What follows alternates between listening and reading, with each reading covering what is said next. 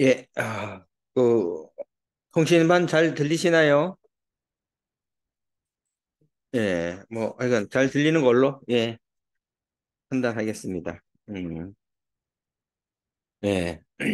어저께는, 예, 아까 이제, 윤석선 선생님이 이제 언급했던 것처럼, 저기 화순에, 예, 화순에 양한목 선생의 묘소가 있습니다. 예, 이분은 원래 이제 해남 출신이신데, 20세, 18세 때 아마 결혼해가지고 20세 때 이제 화순을 이제 건너가서 생활하시면서 이제 천도교 활동을 하셨었고, 그리고 또 이제 천도교 대헌을 만드는데 가장 크게 기여했던 분이 이제 양한목 선생인데, 1902년에 천도교에 이제 입교한 걸로 이제 돼 있습니다.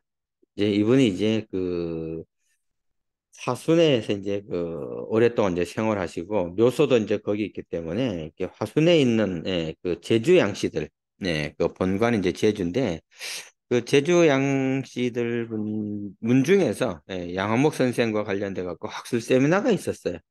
근데 학술 세미나가 있었는데 제가 이제 양한목 선생 이제 천도교에 입교한 이후에 어떻게 활동했었는가를 쭉 이제 그 발표를 한번 했었는데 네, 그 발표에서 이제 논란이 됐던 것 중에 하나가 이제 무체법경을 누가 지었느냐 가지고 또 이제 논란이 좀 돼가지고 그 유족분들하고 조금 약간 언성이 조금 있을 뻔 한번 했습니다. 그래서 이제 무체법경이 누구 거냐 그래갖고 사실 조심스럽게 제가 이제 답변을 했는데 그걸 갖고 이제 시비를 걸더라고요.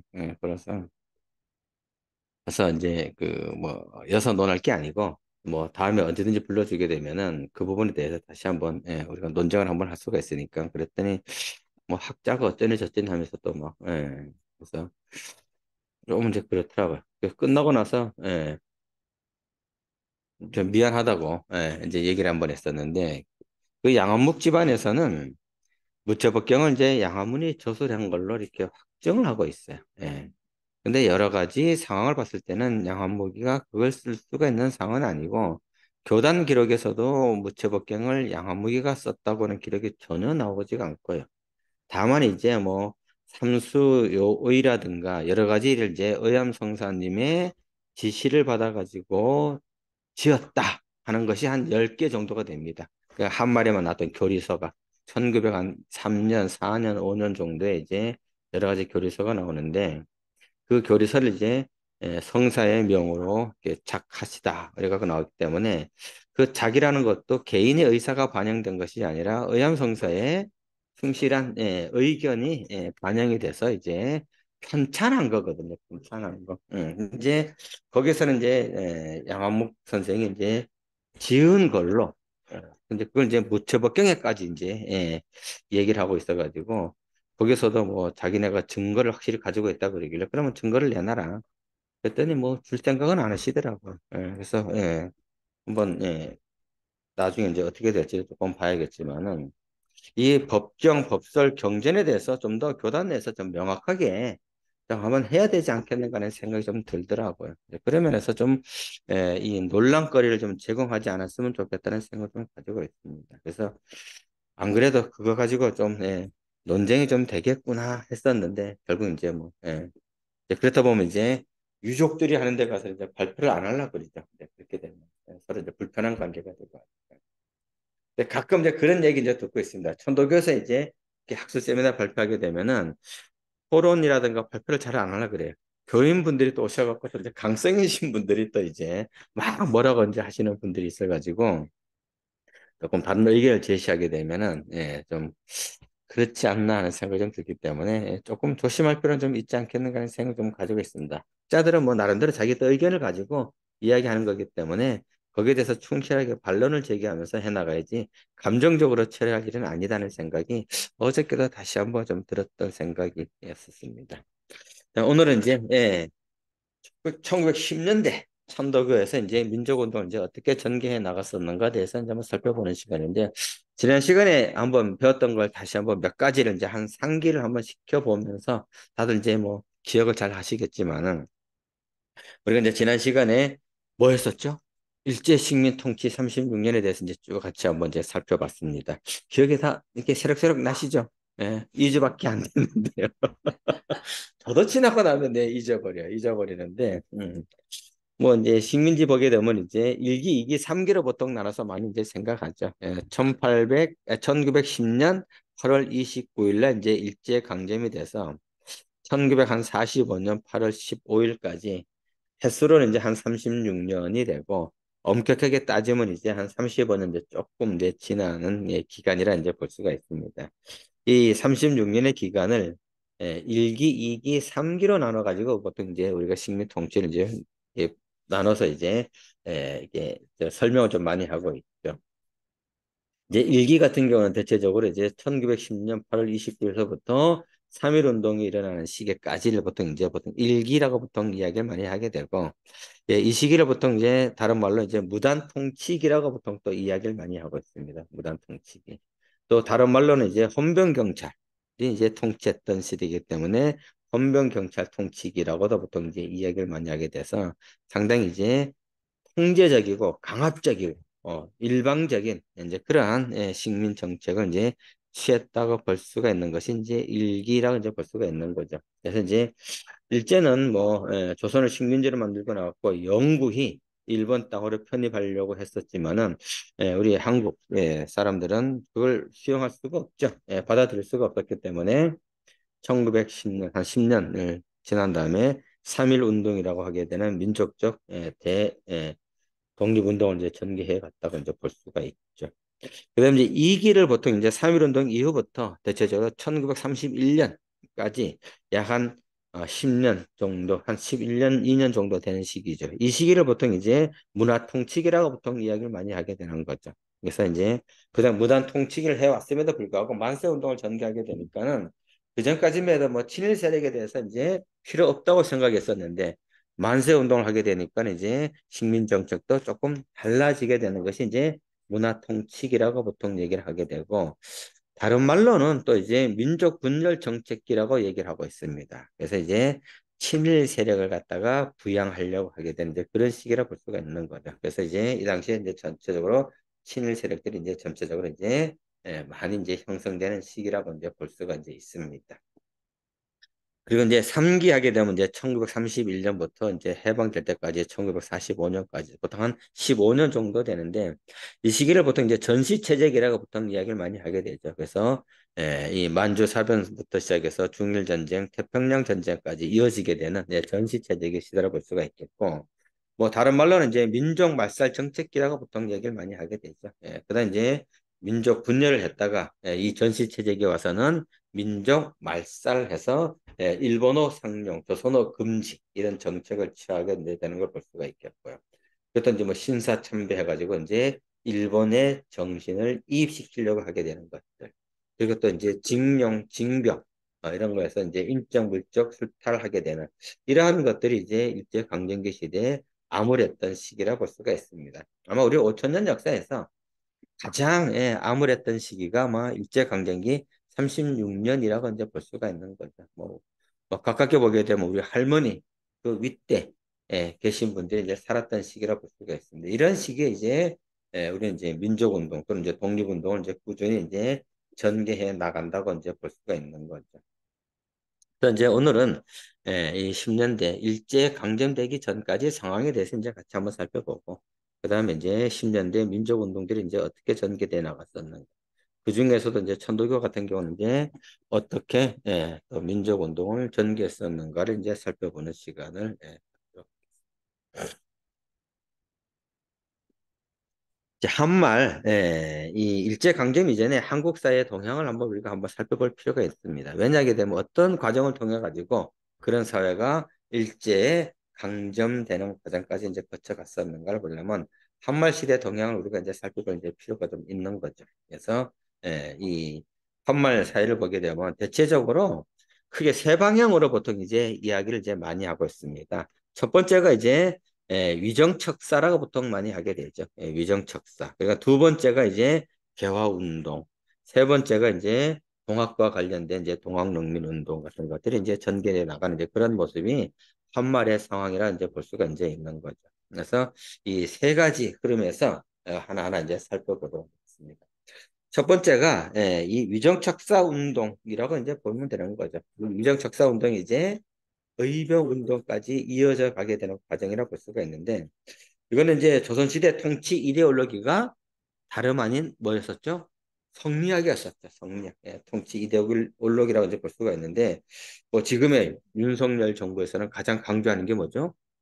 자유민주주의를 이제 강조해서 이제 통치 이념이 사실 자유민주주의라고 이제 볼 수가 있는데 이 조선시대 같은 경우는 성리학이라고 볼 수가 있는 거죠. 그 이전의 시대 보게 되면은 고려시대와 신라시대 같은 경우는 불교가 통치 이데올로기였던 이제 볼 수가 이제 있는 거죠. 그래서 시대마다 조금씩 이제 통치 이데올로기가 좀 달라지는 모습 볼 수가 있는데 조선시대는 이 성리학이 이제 통치 이데올로기였었고 이 성리학을 기본적으로 유지시키고자 하는 것이 바로 이제 위정척사라고 이제 볼 수가 있는 거죠. 그래서 이 성리학을 정통으로 보고 이제 이걸 지키고 그다음에 이제 이 다른 모든 걸 갖다 이제 배척하고자 하는 것이 이제 척사라고 이제 볼 수가 있습니다. 그래서 이제 위정척사 운동이라고 보통 이제 많이 하는 것이 이 한말의 사상적 그 시대 이제 동향이라고 이제 볼 수가 이제 있습니다. 그렇다면은 이 위정척사 운동은 이제 대체적으로 1860년대부터 시작해서 1880년대까지 이어져 간다고 이제 볼 수가 있습니다. 그 이후에는 이제 의병투쟁으로 이제 전개돼 나간다고 이제 볼 수가 있는데 일기 보통 이 그 위정척사 운동 같은 경우는 뭐 우리가 이제 그 한말 시대 오게 되게 되면은 세계 여러 나라들이 통상을 요구하기 위해 가지고 조선에 이제 이양선을 보내고 있습니다. 이양선이라 그래 가지고 예, 그동안에 우리가 조선시대에 보지 않았던 새로운 거대한 배들이 이제 우리 한반도 이제 주위를 갖다 이제 둘러싸서 왔다 갔다 나타나게 되고 그리고 나서 이제 통상을 요구하게 되는 거죠. 이 통상을 이제 거부하던 시기가 위정척사 일기라고 볼 수가 있습니다. 그래서 1860년대가 대체적으로 이 시기 위정척사 운동이라고 볼 수가 있겠고요. 가장 대표적인 인물들이 이제 이항로, 기정진 이런 인물을 볼 수가 있습니다. 그러니까 정통 유학을 갖다가 그대로 지키고자 하는 것. 그래서 이제 봉건적 질서를 갖다 유지하고 그리고 또 하나는 서양 세력을 갖다 배척하게 되는. 그러니까 동학하고 본다면 이제 전혀 조금 한편으로는 서양 세력을 배척하는 것은 같지만은 그러니까 봉건적인 질서를 갖다가 유지할 것이냐 타파할 것이냐 가지고 이제 서로 다른 면이 이제 이 위정척사와 이제 동학이라고 이제 볼 수가 있습니다. 그래서 일기가 이제 통상 거부 운동 시대라고 보통 이야기하게 되고 이제 이기가 또 있습니다. 이기는 1870년대죠. 1870년대 가장 중요한 역사적 사건이 뭐였었죠? 가장 역사적인 사건이 1876년에 있었던 강화도 조약이라고 볼 수가 있죠. 이제 개항을 하게 되는 겁니다. 그래서 개항을 반대하고 거부하는 투쟁을 하는 것이 이제 위정척사 운동의 제2기라고 이제 볼 수가 있는 거죠. 그래서 뭐 외양일체론이라든가 이런 걸 일단 이제 냈었다 볼 수가 있겠고 가장 대표적인 인물이 이제 최익현 이런 인물이 이제 볼 수가 이제 있는 거죠. 그리고 또 이제 3기가 대체적으로 이제 1880년대라 볼 수가 있습니다. 1880년대 같은 경우는 고종 시대에 들어오면서부터 친정 체제를 구축하게 됨으로 인해 가지고 개화 정책을 적극적으로 이제 이 단행한다 볼 수가 있습니다. 그래서 이제 이 개화 정책을 갖다가 반대하게 되는 운동을 전개하는 것이 대체적으로 이제 1880년대라고 이제 볼 수가 있는 거죠. 그래서 이제 이 조선 책략이라고 하게 되는 황준헌이라고 하게 되는 중국 사람입니다. 우리 고등학교 때 시간에 국사 시험 문제 가장 많이 나는 것 중에 하나가 이제 황준헌의 조선 책략이라고 하는데 여기에 보게 되면 이제 조선이 가져가야 할 외교 정책에 대해서 이제 언급을 하고 있습니다. 이게 뭐냐 하게 되면 이제 친중국, 그 다음에 결일본, 그 다음에 연미국 이렇게 해서 이제 러시아에 대응해 가지고 조선이 과연 어떻게 외교 정책을 취해야 될 것인가 하는 정책을 이제 내놓고 있는데 이그 외교 정책을 이제 조선 정부에서 받아들여 가지고 이제 시행을 하려고 하게 된 이제 그런 과정으로 볼 수가 있는 거죠. 그러다 보니까 이제 이런 개화 반대 운동을 이제 전개하는 거라 볼 수가 있습니다. 그래서 중국과는 이제 친하게 지내고 일본과는 이제 조약을 맺고 미국과는 이제 연대해야 된다는 이런 이제 외교 정책을 적극적으로 이제 반대했던 것이 제3기 위정척사 운동이라 볼 수가 있습니다. 근데 그러고 나서 이제 어차피 세계사적 흐름에서 본다면은 개항을 할 수밖에 없고, 그리고 개화를 갖다가 받아들일 수밖에 없는 역사적인 세계사 흐름이라 볼 수가 있는 거죠. 여기에 무조건 대웅군처럼 세국 정책을 단행할 수가 이제 없는 거죠. 그래서 고종의 친정을 하게 되면서부터 이런 개화 정책이 이제 적극적으로 시행돼 간다 볼 수가 있습니다. 이제 그런 과정이 이제 이 위정척사 운동이 이제 전개돼 나갔다 이제 볼 수가 있겠죠. 근데 그 이후에 이제 개화 정책이 이제 또 적극적으로 이제 전개되는 모습 볼 수가 있겠고, 이런 위정 척사 운동이 결국 이제 의병 투쟁으로 이제 이어져 간다 볼 수가 있습니다. 그래서 1895년서부터 시작해서 1910년까지 의병 투쟁이 이제 전개돼 나간다고 이제 볼 수가 있는 거죠. 그래서 1895년에 일어나는 것이 이제 보통 을미의병이라고 보통 얘기를 많이 하고 있습니다. 을미의병 또는 이제 전기의병이라고 보통 얘기를 많이 하게 되고, 뭐 이거는 뭐 단발령, 그다음에 이제 우리가 명성황후, 민비 또는 명성황후로 얘기하게 되는데, 일본 낭인에 의해 가지고 명성황후가 이제 시해되죠. 그러다 보니까 이제 국모에 대한 그런 투쟁을 이제 시해 투쟁을 이제 하게 되는 것이 이제 1895년에 을미의병이라고 이제 볼 수가 있습니다. 그리고 이제 1905년이 을사년이죠. 우리가 많이 알고 있는 것처럼 이제 을사 보호조약이 체결되는, 우리가 보통 이제 을사늑약이라고 이제 이야기를 이제 많이 하게 되죠. 이제 을사늑약이 일어났을 때 이제 이 을사의병이 이제 일어나게 되고요. 그 다음에 1907년에 정미의병이 일어나고 있습니다. 이제 군대 해산과 관련돼 가지고 이제 일어나게 되는 이제 이 의병 이 활동이 이제 있게 되는데, 대체적으로 이제 위정척사 운동의 계열에서 이런 이제 민족 운동을 전개해 나간다고 이제 볼 수가 이제 있는 거죠. 이런 것이 이제 대체적으로 위정척사 운동이 일제 강점되기 직전까지 이제 이어지게 되는 모습이라고 볼 수가 있습니다. 그 다음에 이제 우리가 많이 알고 있는 이제 개화 사상이 이제 전개되어 나간다 볼 수가 있죠. 뭐 시대적 흐름을 해가지고 뭐 개화를 할 수밖에 없는 세계사적인 흐름이라 이제 볼 수가 있는 거죠. 그래서 이들도 사실 보게 되면 이제 정통 성리학을 했던 유학자들이죠. 유학자들이었었는데 시대적으로 이제는 정통 성리학을 해서는 안 된다. 예, 근대 문명을 받아들여야 된다 그래가지고 이들 갖다가 개신 유학자라고 이제 이야기를 하고 있습니다. 같은 유학자면서도 정통을 지키고자 하는 것은 이제 위정척사로 가게 되는 거고, 서양 문명을 받아들여야 된다고 하는 것이 이제 개화 사상으로 이제 가는 모습을 이제 볼 수가 있습니다. 그래서 이 개화 사상이 형성된다 볼 수가 있는데, 이 개화 사상의 연호는 실학에서부터 시작이 되죠. 실학. 예. 그래서 실학에 보게 되면 이제 뭐 중롱학파, 중상학파, 그다음에 실사구시학파가 있는데, 그 중에서도 보게 되면은 중상학파들. 우리가 다른 말로 북학파라고 보통 이야기를 많이 하게 되죠. 그래서 이제 중국의 연행사로 북경을 이제 가게 되죠. 청나라.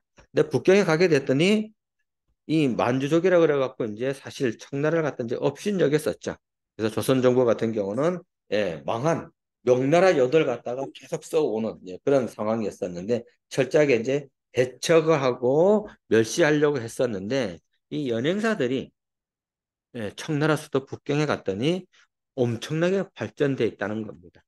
그래서 그 모습을 보고 와가지고 조선에서도 이 청나라 문물을 갖다 좀 받아들여야 되지 않겠는가. 뭐 이렇게 이야기하는 것들이 이제 결국 개화사상으로까지 이제 연결되었다 볼 수가 있겠고, 주로 이제 농업보다는 상업이라든가 무역 이런 걸 갖다 이제 중요시했던 그림이라고 볼 수가 있습니다. 그러면서 이제 이 개화 사상이 이제 형성돼 갔다 볼 수가 있는데, 이 근대 문명을 이제 하기 위해 가지고 조선 정부에서 고종 시대 이제 1876년 강화도 조약을 통해 갖고 개항을 하고 나와서 이제 근대 문명을 이제 수용하게 돼서 이제 해외에 사절단을 이제 파견하고 있습니다. 사절단을 파견하는데 이것도 뭐 시험 문제 많이 나왔던 거죠.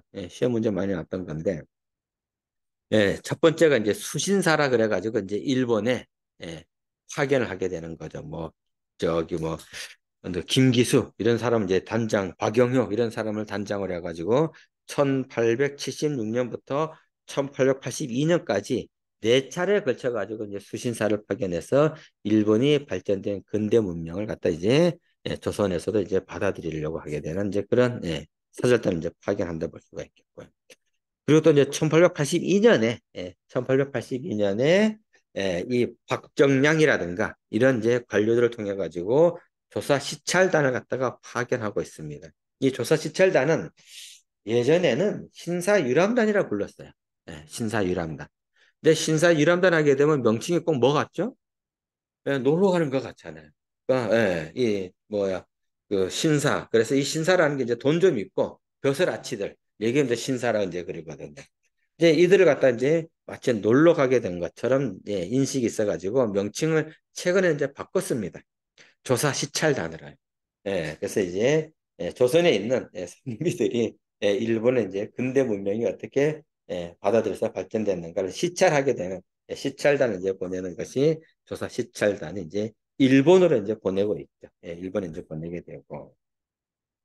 그리고 또 1881년에 청나라도 이제 발전된 모습을 이제 보이게 되니까는 이제 청나라에도 이제 영선사라 그래가지고 영선사를 이제 보내고 있습니다. 이제 어윤중을 비롯해가지고 김윤식이라든가 이런 이제 장년층 인물들을 갖다 이제 파견시켜서 발전된 중국의 이제 문명을 이제 배우게 하고요.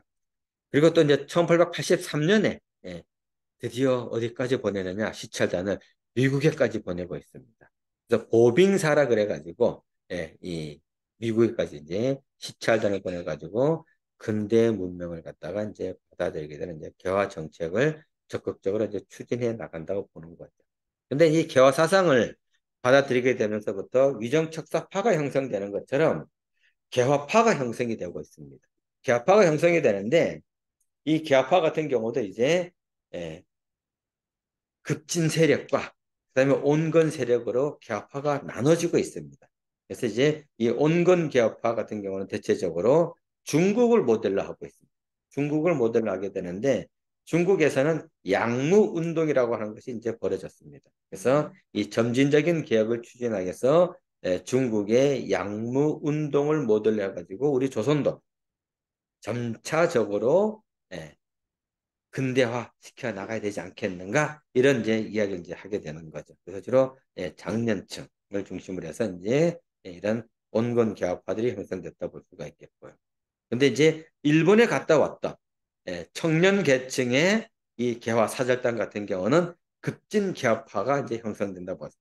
우리가 일본처럼 급격하게 빨리 근대 문명을 수행한다 그래서 일본의 메이지 유신, 일본의 메이지 유신을 갖다가 모델로 해가지고 이런 급진 개화파들이 형성되는데 뭐 많이 알고 있는 우리가 박영효라든가 서광범이라든가 뭐 이런 인물들이라고 이제 볼 수가 있는 거죠. 근데 이런 인물들이 결국은 이제 1884년이죠. 1884년에 또 역사적인 사건이 일어나는 것이 갑신정변이라고 얘기를 하죠. 이 갑신정변에 3.1천하라고 하게 되는 정권을 이제 유지했던 일본의 지원을 받아가지고 이제 일어났던 사건들이죠. 이제 이들 이 기아파들 같은 경우는 결국 이제 뭐 동도 서기론이라든가 변법 자강론이라든가 이런 걸 내세워가지고 근대화를 갖다 시켜 나가려 그랬었고 이들은 대체적으로 1905년부터 10년까지 애국 계몽 운동을 이제 대체적으로 이제 전개하는 그룹이라 볼 수가 있습니다. 그래서 이 애국 계몽 운동 같은 경우는 주로 이제 교육이라든가 그 다음에 식사, 지금의 경제적 경제. 그래서 학교 설립과 기업을 갖다가, 그래서 자본을 육성해서 서구 근대 자본주의 사회로 나가야 된다는 이러한 이제 노지를 이제 전개하는 것이 이제 이 애국계몽 운동이라 볼 수가 있습니다. 그래서 의병투쟁 같은 경우는 유정 척사 운동 같은 경우는 적극적으로 이제 무장 투쟁을 이제 전개했던 거라 볼 수가 있겠고요. 그다음에 이제 개화 사상 같은 경우는 이제 애국 계몽 운동으로 해서 교육과 식사를 통해서 우리가 실력을 길러 가지고 결국 이제 독립을 이제 근대화를 지향하려고 하게 되는 그런 논리라 볼 수가 있습니다. 이 논리가 일제 강점기 시대 오게 되면 또 나름대로 이제 구분이 되죠. 이 의병 같은 경우는 독립군 투쟁으로 가게 되고 그다음에 이제 이 애국계몽 운동 같은 경우는 실력 양성 운동으로 이제 가게 되는 그런 이제 일제 강점기 시대다 보게 되면 이제 약간의 차이가 있는 그런 모습을 이제 볼 수가 있습니다. 자, 또 하나 중요한 사상적 흐름의 동향이 이제 저희들이 많이 알고 있는 그리고 많이 하고 있는 아이고 잘못 눌러서 동학이죠. 동학. 뭐 이거는 뭐 이 부분은 워낙 잘하기 때문에 뭐 따로 뭐 특별히 설명 뭐 드리지 않아도 될 것 같습니다. 1860년에 수원 최재우 대신사님에서 이제 동학의 구성돼서 삼남 지방을 뿐만 아니라 이제 황해도 함경도까지 이제 교세가 확장돼 나갔다 볼 수가 있겠고. 그리고 뭐 잘 아시다시피 반봉건 반외세여가지고 동학농민혁명을 이제 전개했었고.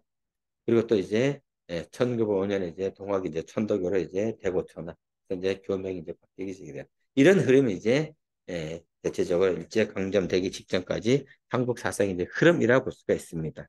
근데 여기에 중요한 흐름 하나 자체가 있었는데 기독교 세력이죠. 이 기독교 세력 같은 경우는 대체적으로 개화 사상 쪽에 이제 많이 참여해서 특히 독립협회라든가 뭐 이제 만민공동회 이런 것 같은 경우는 대체적으로 이제 개화 사상을 확장시켜 나가고 근대화하는데 기독교가 나름대로 이제 크게 영향을 이제 미쳤다고 이제 볼 수가 있습니다. 자, 그럼 이제 일제 침략과 이제 강점까지 이제 이어져 가게 되는 과정이 대체적으로 1876년서부터 시작해서 1910년까지 횟수로 본다면 한 40년 정도 되나요? 35년, 한 40년 정도, 가 일제 강점돼 가는 과정이라고 볼 수가 있는데, 이 과정에서 이제 중요한 사건들이 이제 맞게 이제 일어나게 되는 것이 아마 여기 있는 아마 6개 정도가 아닌가 하는 생각이 좀 들고 있습니다. 그래서, 운요 사건이라 그래가지고, 조선을, 침략하기 위해 가지고, 조작된, 사건이 바로 이제 이 운요 사건이라 볼 수가 있는 거죠. 일본이 미국에 당했던 그 흑선 사건이라고 있습니다. 그 사건을 그대로 이제 조선에 적용시켜 가지고 일본이 강제로 이제 개항하게 만들었던 사건이 바로 이제 운요 사건이라 이제 볼 수가 있는 거죠. 그래서 옛날에는 운양호라고 보통 얘기를 많이 했었습니다. 운양호 사건이라고 보통 우리가 국사 시간에 많이 들었었는데 요즘에 들어와서는 원어로 이제 많이 쓰죠. 그래서 이제 일본말로 하게 되면 이제 운요라고 하게 되는데 이 운양호라는 배를 갖다가 한반도 주변을 통해 가지고 해안을 침략한다고 하게 되는 그런 명분이라 가지고 이제 자꾸 이제 접근을 하게 되는 거죠. 그래서 저기 함흥서부터 시작해 가지고 부산으로 와 가지고 결국 이제 황해도 저기 강화도까지 이제 오게 되는 과정이라 볼 수가 있습니다. 이제 강화도 쪽에 와 가지고 사실 이제 그 조선에서 마치 일본 함대 그 운양호의 뭐라 할까 그 전투를 하게 되는 것처럼 이제 유인 작전을 이제 쓰게 되고 있습니다. 유인 작전을 쓰게 되는데 그래서 이제 그 강화도 쪽에 와가지고 물을 갖다가 공급한다는 이제 그런 명분을 세워가지고 배를 갖다가 강화도 근처로 살살 이제 오게 되는 거죠. 근데 이영선 외국 배가 오게 되니까는 조선에서는 이걸 그냥 보고 있을 수는 없죠. 그래서 이제 경고 사격을 하고 있습니다. 경고 사격을 하게 되는데 이 경고 사격을 갖다가 빌미를 삼아가지고 운양호가 함포를 갖다가 이제 포격하게 되면서 한 20여일 전투가 이제 일어나게 되는 거죠. 이 역에서 이제 일본이 이제 이 사건을 이제 조작시켰다 볼 수가 있습니다. 그래서 조선에서 먼저 전투를 시작해가지고 자기네 이제 대응했다고 하게 되는 그런 걸로 인해 가지고 이제 강제적으로 조약을 체결하게 되는 것이 바로 이 강화도 조약이라는 볼 수가 있는 거죠. 그래서 이 강화도 조약은 대체적으로 일제의 경제적 침략이 본격적으로 시작되었다고 보통 이야기를 많이 하고 있습니다. 이 강화도 조약은 뭐 우리나라 최초의 근대 조약이라고 보통 얘기를 많이 하게 되죠. 근대적 조약이면서 가장 불평등한 조약이라고 이제 얘기를 하고 있습니다. 그러면서 이제 3개 항구를 갖다 개항하게 되는데 첫 번째가 이제 부산이죠. 부산. 그다음에 인천, 그다음에 원산 3개 항을 갖다가 개항을 요구하게 되고 이 개항을 통해 가지고 일본의 여러 가지 경제적 침략이 단행되어 간다 볼 수가 이제 있습니다. 그래서 강화도 조약이 이제 일어나서 일제 경제적 침략이 이제 국내까지 이제 침투하게 된다 볼 수가 있죠. 원래는 이제 조계지라 그래가지고 개항하게 되면은 뭐 일본인이 있을 수가 있는 조계지가 있습니다. 조계지 안에서 영업만 상업 장사 행위를 해야 되는데 이들은 이걸 벗어나 가지고 국내 각 지게까지 이제 가게 되는 거죠. 그러면서부터 이제 일본의 값싸고 질 좋은 상품들이 점차적으로 조선의 경제를 갖다가 이제 장악해 나간다 볼 수가 있습니다. 그리고 나서 이제 1895년에 이제 을미사변이 이제 터지게 되는 거죠. 아까 말씀드렸던 것처럼 단발령, 그다음에 이제 명성황후 시해 사건이 일어나가지고 이제 의병들이 이제 전쟁하게 되고, 그리고 나서 이제 사실 이 을미사병은 을미사병보다 사실 조금 더 관심을 가져야 될 것이 뭐냐면 경복궁 점령이라 볼 수가 있는 거죠. 1894년에 경복궁 점령이 사실은 군사적인 침략을 통해 가지고 실제적으로 조선을 갖다가 침략하게 되는 사건이라고 볼 수가 있습니다. 그 이후에 이제 일어나는 것이 이 을미사변이라는 볼 수가 이제 있겠고. 그 다음에 이제 1905년에 이제 을사늑약이 이제 일어나게 되는 거죠. 보통 이제 외교권을 갖다가 이제 탈취해 갔다고 이제 얘기하게 되는 거죠. 그래서 이제 국내와 있던 외국의 영사관들이 모두 다 이제 철수하게 되고 일본이 모든 외교권을 갖다가 통과를 하게 되는. 그러니까 조선과 외교를 하려면은 이제 일본을 거쳐서 해야 되는 외교권을 갖다 빼앗기게 되는 을사늑. 원래는 이제 을사보호조약이라고 보통 얘기를 많이 하게 되는데 우리는 이제 역사 용어까지는 뭐 아니지만은 많은 연구자들이 이제 을사늑약이라고 보통 이제 이야기를 이제 많이 하게 되고 있고. 그다음에 이제 1907년에 가서 이제 군대가 이제 해산되고 있습니다. 조선의 정규 군대가 해산이 되니까 이제 일본 군에 의해 가지고 완전히 식민지로 가게 되는 결정적인 또 요건이 된다고 볼 수가 있는 거죠. 근데 이 군대 해산 같은 경우는 이 고종의 헤이그 특사 사건이라고 이제 보통 연구원에서 많이 얘기하게 되는 거죠. 예전에는 이제 헤이그 특사를 안 그러고 헤이그 밀사라고 보통 얘기 많이 했습니다. 비밀 이해. 예, 네덜란드 헤이그에서 하게 되는 이제 세계 만국 상호회의에 이제 몰래 보냈기 때문에 이제 밀사라 그러는데 지금 이제 밀사란 말을 안 쓰고 특사라고 이제 쓰게 되는 거죠. 그래서 이 세 분이 이제 가게 되는데 뭐 다 잘 아시죠? 이준, 그다음에 이상설, 그다음에 이위종 이제 세 분이 이제 파견이 된다 볼 수가 있습니다. 그리고 이제 많이 아는 분이 이제 이준 열사라 그래서 이제 많이 이제 알고 있는데 사실은 이 이위종, 이상설 이분들이 더 독립운동 이후에 많이 활동했습니다. 근데 이제 이준 열사는 우리에게 이제 잘못 알려진 것들이 많이 있죠. 뭐 어떻게 많이 알려져 있죠? 이준 열사 하게 되면은 만국 박람회장에 가지 못해 갔기 때문에 예, 칼로 활복했다고 하게 되는 것이 이제 보통 많이 우리에게 알려진 이야기인데 실제적으로 활복은 안 했고요. 활복은 안 했고 화병으로 돌아가셨습니다. 그래서 이제 그 네덜란드 이제 돌아가셨어. 그래서 거기 이제 조그만 이제 기념관도 있고 이제 그래서 여러 가지 이제 예, 네덜란드 헤이그를 이제 가게 되면은 한번 가보시면은 현장을 건축했습니다. 그리고 나서 이제 뭐 군대도 없어지고 뭐 더 이상 이제 근데 군대가 해산되니까 당시 이제 이 조선에 있던 군인들이 어디로 가게 되느냐 의병으로 가게 되는 거죠. 그래서 이제 의병들이 이제 상당히 이 전력이 좀 강화됐다고 이제 이야기를 이제 많이 하게 되는 거 있고 그래서 이제 전국 의병들이 이제 모여가지고 이제 망우리에서 서울 진공 작전을 이제 전개하려고 이제 했었는데 결국 이제 이 진공 작전이 실패해 성공은 못하게 된다 볼 수가 있습니다. 결국 이제 1827년에 조약을 이제 맺게 되면서부터 일본에 이제 식민지로 이제 넘어갔다 볼 수가 있는 거죠.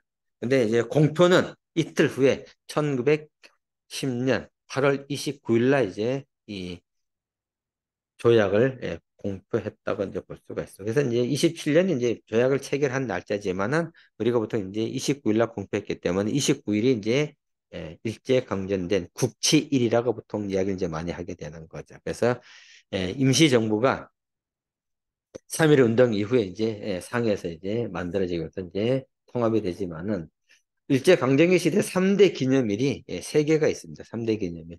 그 중에 하나가 국치일입니다. 국치. 이날을 잊지 말자. 그래서 8월 29일 되면은 국치 기념일이라 그래가지고 이날 항상 기념했다고 볼 수가 있습니다.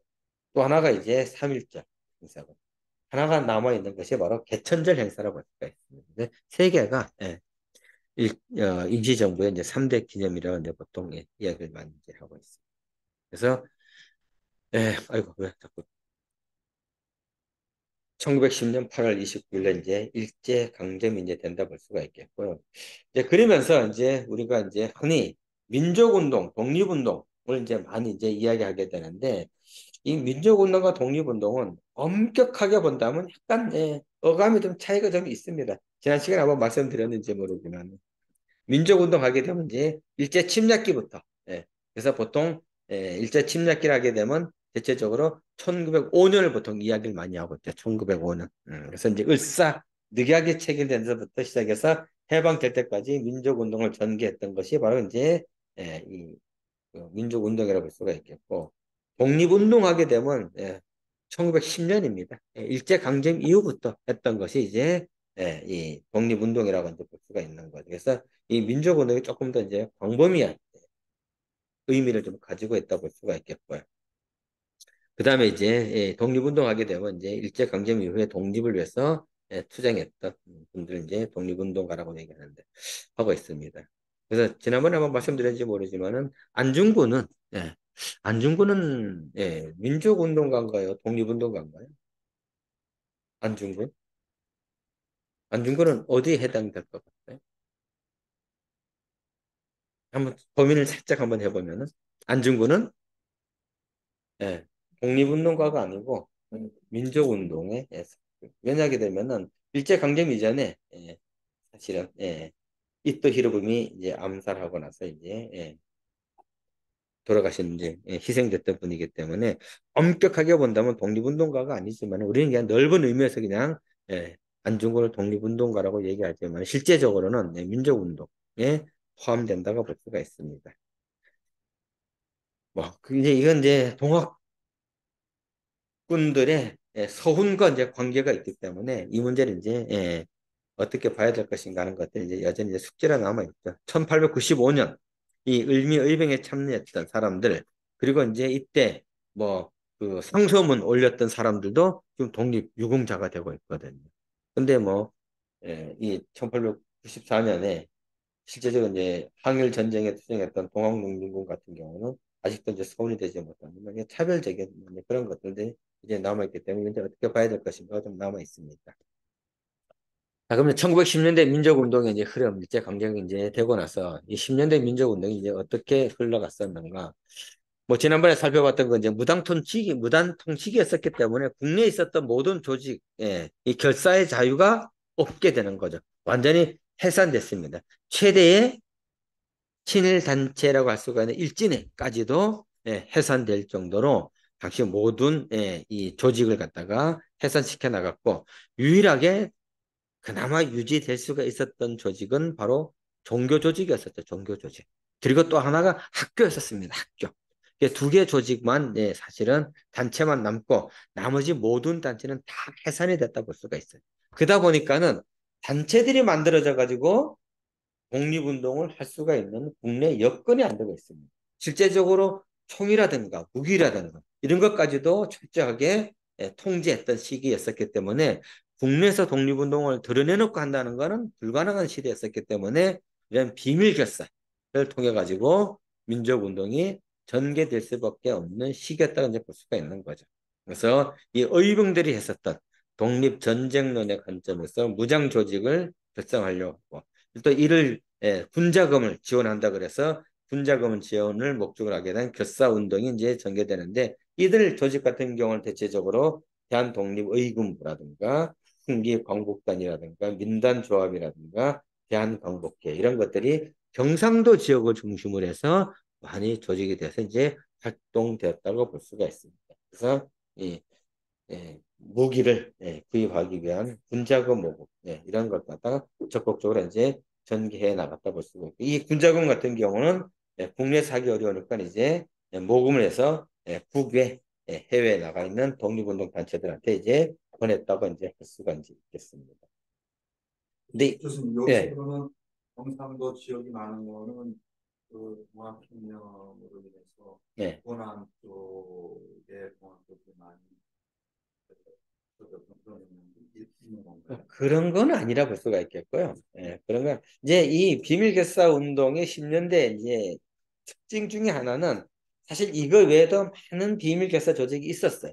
있었는데 우리가 역사적으로 이렇게 알 수가 있는 거는 발각이 돼가지고, 발각이 돼서, 우리가 역사의 기록에 남겨져 있는 거거든요.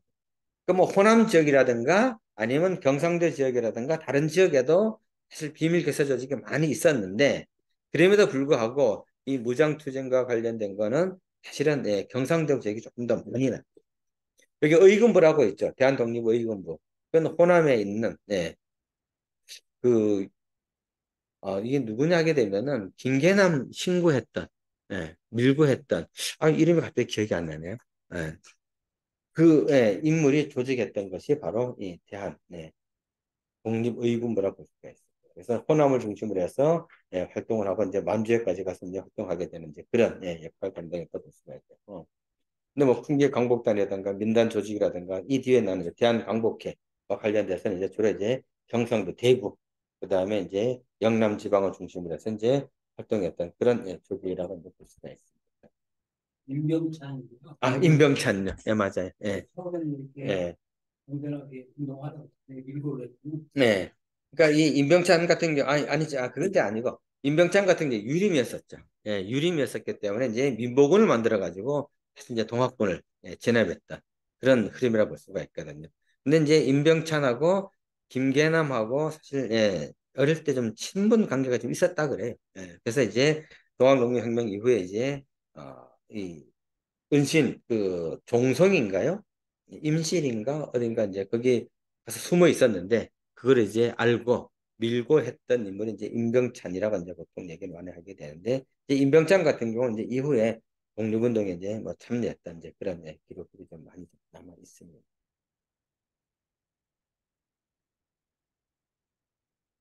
그 다음에 이제 좀 전에 말씀드렸던 것처럼 이제 종교단체와 학교를 중심으로 해가지고 이제 교육문화 운동을 이제 전개해 나가는 것을 볼 수가 있습니다. 이건 대체적으로 이제 종교라든가 학교를 중심으로 나타볼 수가 있는데 주로 이제 사립학교. 이 사립학교 같은 경우는 주로 이제 기독교에서 이제 많이 이제 예, 설립해가지고 이제 운동했다 볼 수가 있겠고요. 서당 같은 경우는 이제 기존에 이제 그 향교, 이제 유림 이제 중심으로 해서 서당을 이제 운영했던 걸 볼 수가 있겠고요. 그 다음에 이제 정규 학교를 다닐 수가 없으니까 이제 야학 이런 걸 통해 가지고 민족운동 교육을 갖다가 이제 시켜 나가게 되는 이제 그런 모습 볼 수가 있습니다. 그다음에 이제 강습소라든가 이제 주일학교. 강습소 같은 경우는 이제 천도교에서 보게 되면 강습소 만들어 가지고 이제 활동하게 되는 모습. 이제 뒤에 나오니까 이제 그때 가서 이제 말씀을 좀 드리고요. 그리고 이제 기독교 같은 경우 이제 주일학교를 통해 갖고 이제 성경에 이제 대비시켜 가지고 이 민족 교육을 운동을 갖다가 이제 그 민족 정신을 갖다 좀 활명시켜 나갔다 볼 수가 있습니다. 근데 이게 상당히 문제가 있어요. 이 성경에 대비시켜 가 보면은 그 식민지 지배를 받을 수밖에 없는 거고. 이제 그러면 해가지고 우리가 이제 어떻게 애굽에서 이제 있었던 그러한 그 성경의 역사를 가지고 우리 민족에게 이제 적용시켜가지고 그런 민족 의식을 갖다 좀 방향시켜 나가게 되는. 이제 그래서 이제 가끔 예전에 누구였었죠? 국무총리로 지명됐던 인물 하나가 일제강점기 식민 지배는 뭐 하나님의 뜻이다. 그래가지고 해석을 했다가 결국은 이제 사퇴하게 되는 이제 그런 일이 벌어지게 된. 이제 기독교는 이제 그런 식으로 이제 이 예, 민족 정신을 갖다가 이제 고치시켜 일본으로부터 이제 독립하려고 하게 되는 것은 이제 그 옛날에 뭐죠? 이집트로부터 이제 탈출해 가지고 자기네들이 이제 새로운 나라를 만들게 되는 이런 과정을 이제 연결시켜 가지고 이제 해석하게 되는 것이 기독교가 갖고 있는 이제 민족 교육의 또 하나 흐름이라고 이제 볼 수가 있습니다.